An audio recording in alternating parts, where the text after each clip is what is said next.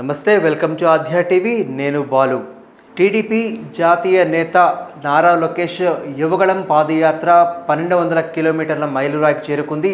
దాదాపుగా 95 రోజుల పాదయాత్ర అనంతరం కర్నూలు జిల్లా కోడుమూరులో ఇవాళ 1200 కిలోమీటర్ల మైలురాయిని ఆయన ఇవాళ అధిగమించారు. ఈ సందర్భంగా అక్కడ ఉన్నటువంటి శిలా ఫలకాన్ని స్థానిక టీడీపీ నేతలు ఏర్పాటు చేశారు. దానికి సంబంధించినటువంటి ఆ శిలా ఫలకాన్ని కూడా నారా లోకేష్ ప్రారంభించారు. ఈ సందర్భంగా ఈ గడిచిన 95 రోజుల యొక్క పాదయాత్రలో ఏమేమి ప్రజల నుంచి ఆయనకు వచ్చే స్పందన ఏంటి, ప్రజలు ఎటువంటి సమస్యలపైన వాళ్ళు పోరాడుతున్నారు, దానికి సంబంధించి ఎటువంటి స్పందన ఉన్న అన్నది అనేక కుల సంఘాలు, విద్యార్థులు, రాజకీయ నాయకులు, స్థానికంగా ఉన్నటువంటి నేతలు, ఇతర అన్ని వర్గాల వారితో నారా లోకేష్ మీటింగ్ పెడుతూ వచ్చారు. వారితో మాట్లాడుతున్నారు, వారి యొక్క సమస్యలు తెలుసుకుంటున్నారు.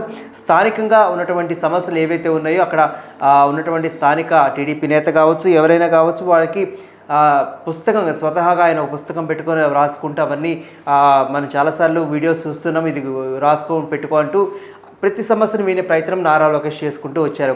ఈ నేపథ్యంలోనే అంటే వైశ్యాస్తో కావచ్చు, బ్రాహ్మణ్తో కావచ్చు, ఇతర రెడ్డి, వైశ్య అన్ని కులాల వాళ్ళతో ఇటు కుల సమీకరణాలు కూడా ఖచ్చితంగా రాజకీయాల్లో ప్రధాన భూమిక పోషిస్తుంది. కాబట్టి అన్ని వర్గాల ప్రజలకి ఆకర్షించే విధంగా ఆయనతో మాట్లాడుతున్నారు.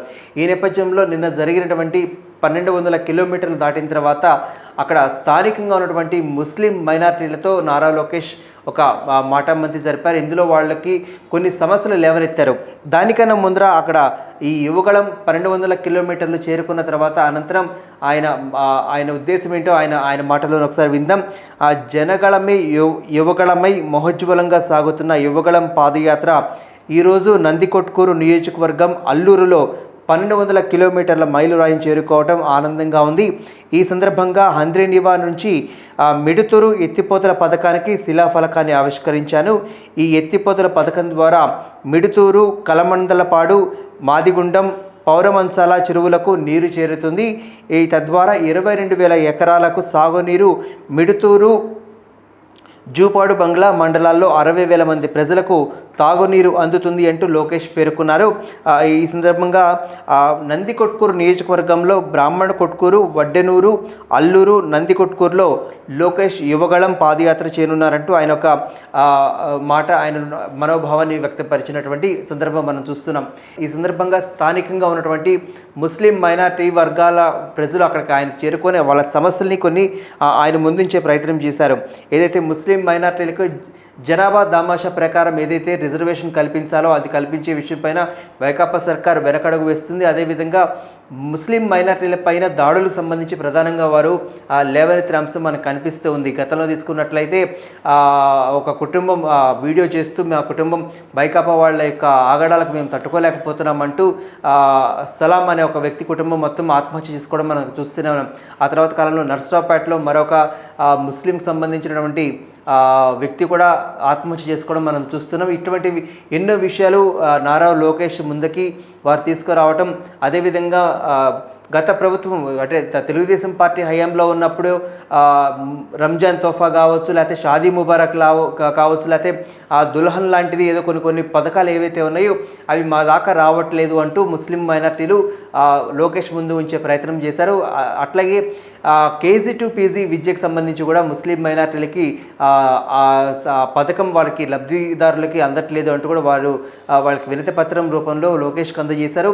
వీటన్నిటికీ సానుకూలంగా స్పందిస్తూ ఈ మధ్యకాలంలో ముస్లిం మైనార్టీలకి ఒక బ్యాంకు లేదు, ఈ బ్యాంకుకి సంబంధించి ఆ బ్యాంకు తీసుకొచ్చే ప్రయత్నం నేను చేస్తానంటూ లోకేష్ ఒక హామీ ఇచ్చారు. అట్లాగే ముస్లిం మైనార్టీలకు సంబంధించి హజ్ యాత్ర ఏదైతే ఉందో ఆ హజ్ యాత్రకు సంబంధించి ప్రభుత్వ ఖర్చులతో ఆ యాత్రను వాళ్ళకి ఏర్పాటు చేయాలంటూ వాళ్ళు ముస్లిం మైనారిటీలు లోకేష్ని అడగడం జరిగింది.